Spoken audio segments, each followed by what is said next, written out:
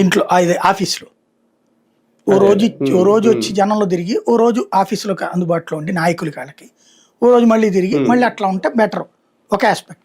ఇక మీరు అన్నట్టు ఇక్కడ కూటమి దగ్గర ఒక లోపం ఏం కనబడుతుందంటే ఒక ఎమ్మెల్యే మనస్ఫూర్తిగా నాతో చెప్పినటువంటి అంశం, ఇదివరకు చంద్రబాబు గారికి ఒక 10 మంది కోర్ కమిటీ ఉండేదండి.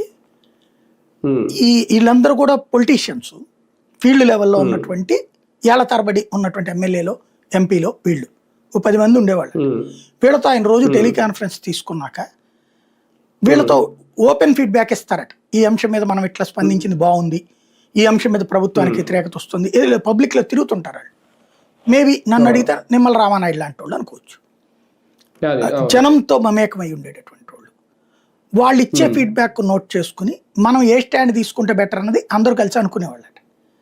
దానికి అలాగ పొద్దున అనుకున్నాక 9-10కి ఆ విషయం వాళ్ళ అధికార ప్రతినిధులకి వెళ్తుంది. వాళ్ళు ఆ రిలేటెడ్గా అధికార ప్రతినిధులు ప్రెస్ కాన్ఫరెన్స్లు ప్లాన్ చేసేవాళ్ళు. ఇప్పుడు అట్లా జరగట్లేదట.